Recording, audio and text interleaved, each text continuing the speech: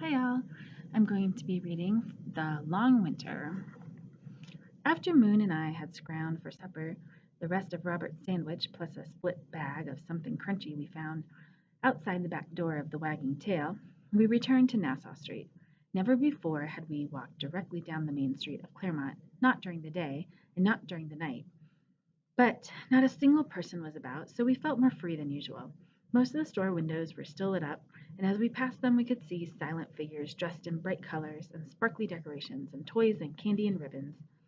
When we reached the corner where the bakery stood, we turned down a side street called Tinker Lane.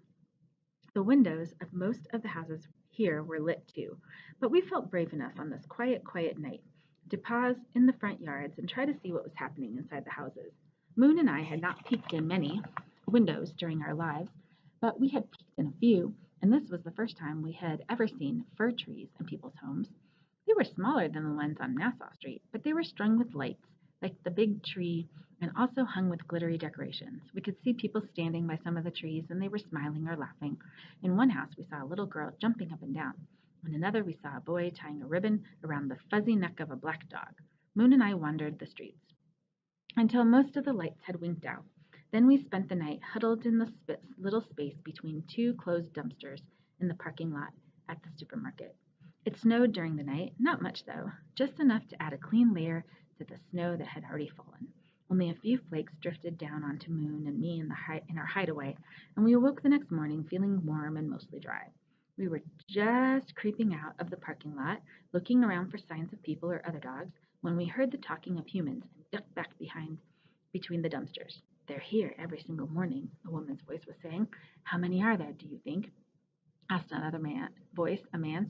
It varies, said the woman. They're not a pack. Sometimes only a couple are here, sometimes 5 or 6. They're pretty wary of one another, but they're always here. Well, this is a nice thing you're doing, a Christmas present for the stray dogs. I couldn't hear anything else for a moment or two, so I stuck my snout out from between the dumpsters and looked in the direction of the voices. There they were, the woman and the man. The woman was very tall and the man was very short. They were dressed in warm clothes, scarves and mittens, big coats, and knitted hats. Then they were spooning something into aluminum pie tins. Hamburger. My nose told me that right away. It's not their fault they're strays, said the woman. They shouldn't have to eat up garbage all the time. She paused. Some of them are practically starving. Moon and I waited and watched. When the woman had finished spooning the hamburger into the pie tins, she and the man placed the tins around the parking lot. Then they climbed into a car and drove away. The second the car was out of sight, Moon and I made a dash for the nearest tin. From out of other hiding places rushed 3 more dogs. In moments, all the food was gone, and the other dogs had disappeared. The sun came out, and Moon and I basked in it, our stomachs full. We spent that night, I know now that it was Christmas night, in the spot between the dumpsters. The next morning, we were wakened earlier than usual by the sound of voices.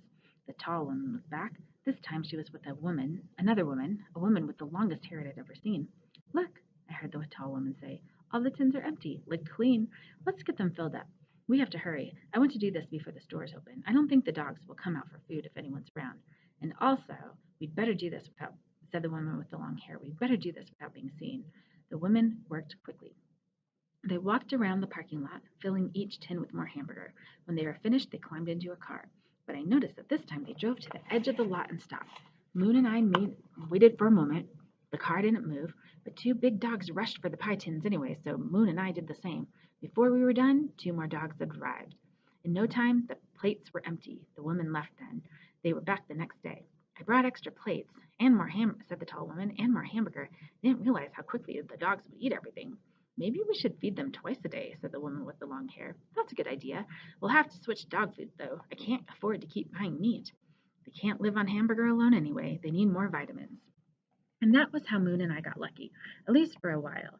The woman and their friends visited the parking lot of the supermarket every morning before the store opened and every evening after it closed, leaving out plates of wet and dry food for the dogs who made their homes in Claremont. Moon and I continued to steer clear of the other dogs. They were nearby, of course. We passed them everywhere, and we all vied for the same food in town, whatever the garbage cans or the pie tins had to offer. But I never forgot about the encounter with the dogs at the rest stop and trusted no dog except Moon. That winter, that winter in Claremont, might have been cold and snowy, but for once, Moon and I didn't have any trouble finding food. Every morning we breakfasted at the parking lot. Then we would wander discreetly through Claremont, watching Robert and Lisa and Sarah and Amanda, watching as the Christmas decorations were taken down and in their place sprouted hearts and cupids and later eggs and rabbits and chicks and baskets and candy. In the evening, we would eat dinner in the parking lot again, then spend the night between the dumpsters. I noticed that the other stray dogs now slept in the parking lot as well, and that there were more of them. By the time the air was growing warmer and crocuses and daffodils were starting to bloom in Claremont, we noticed something else. Occasionally, a large, dark colored van was parked in the lot early in the morning. If it was there, the woman wouldn't feed us. They would drive by the lot and not return until the van had left. Then they would feed us if the supermarket hadn't opened, but sometimes we missed our breakfast because of the van. One morning, a bright, warm morning with sniffs of spring in the air, a very tall woman and the woman with long hair arrived at the parking lot, looked around for the van, then hurriedly filled the pie tins, placed them around the lot, drove away, and drove away. Moon and I and several other dogs rushed at the tins and were beginning our breakfast when the van eased into the lot and glided to a silent stop. I kept my eye on it as Moon and I bolted our food. The front doors of the van opened quietly. Two men slipped out, each carrying a long pole with a loop of rope attached to one end. They pointed to the dogs eating from the pie tin nearest the van and ran toward them, poles extended. The dogs, a little one, moon sized, and a bigger one, didn't see the men. In a flash, each man threw his loop around the neck of a dog and pulled tight. Caught.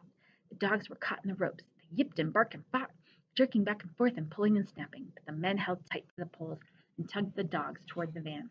They threw open the door at the back and hauled the dogs into the cages. Then they slammed the door shut. They stood in the lot, poles in hand. Do you see any of the others? Asked one of the men. No, they disappeared fast. They'll be back tomorrow, or maybe tonight. Those people were feeding them at night too, I think. All right, let's get these two to the shelter. We'll come back here later.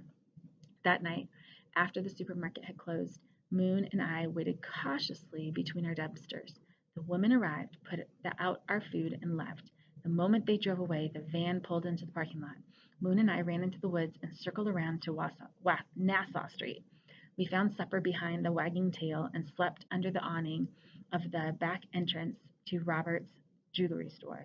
The next morning, we made our way to the supermarket again. The van returned. It was time to leave Claremont. On a windy day with clouds gathering on the horizon, Moon and I set off through the woods and left the town behind us.